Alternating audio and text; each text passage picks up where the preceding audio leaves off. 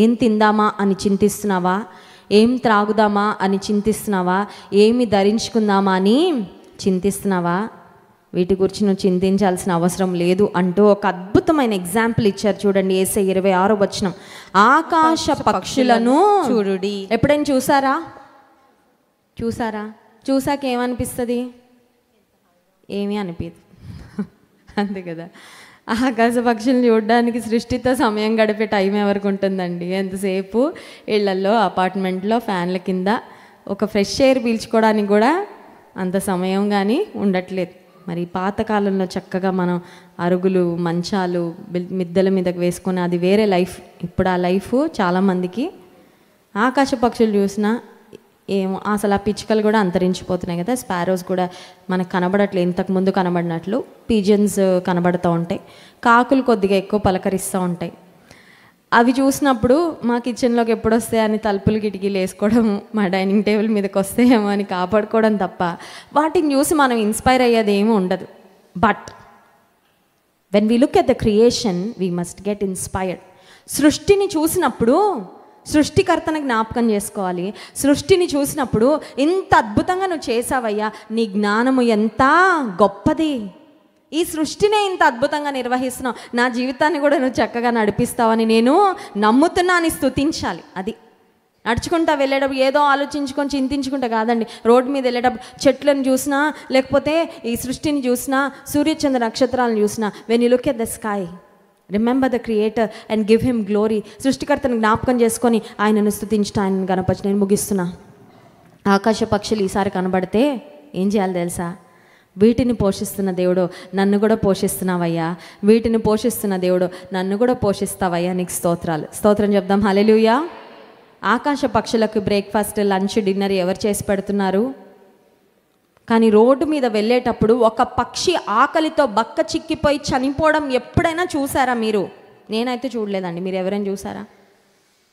Current shock తగిలి పక్షులు చచ్చిపోతుంటాయి కొన్నిసార్లు. అవి కరెంట్ వైర్స్ మీద, హై టెన్షన్ వైర్స్ మీద తెలియకుండా ల్యాండ్ అయ్యి కాళ్ళు పెట్టి, ఇంకేదేదో కారణం చేత పక్షులు చనిపోతాయేమో. కానీ ఆకలితో అలమటించి చనిపోయిన పక్షిని నేనైతే ఇంతవరకు,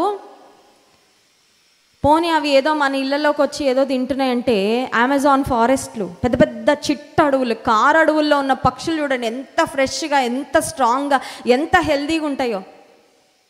వాటిని ఎవరు పోషిస్తున్నారు?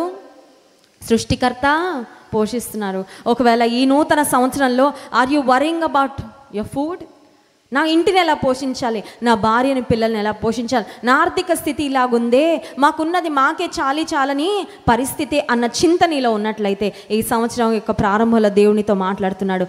ఆకాశ పక్షులను పోషించిన దేవుడు 26వ వచనం, ఆకాశ పక్షులను చూడుడి, అవి విత్తవు, కోయవు, కొట్లలో కూర్చుకొనవు, అయినను మీ పరలోకపు తండ్రి వాటిని పోషించుచున్నాడు. మీరు వాటి కంటే బహుశ్రేష్ఠులు కారా? స్తోత్రం చెప్దాం, హల్లెలూయా. ఒక్కొక్క పక్షికి పేరుంటుందా? ఒక్కొక్క పక్షికి మనలాంటి ఇల్లు ఉంటుందా? ఏమో, ఎక్కడ ఇల్లో ఎక్కడ వాకిలో వాటి పేర్లు ఏం తెలియదు. బట్ దేవుడు తన రూపంలో, తన పోలికలో మనల్ని సృష్టించుకున్నాడు. ఆయన మన ఎడల గొప్ప ప్రేమ కలిగిన దేవుడు. ఆఫ్టర్ ఆల్ ఆకాశ పక్షుల్నే దేవుడు పోషిస్తున్నాడు. నిన్ను నన్ను పోషించడా?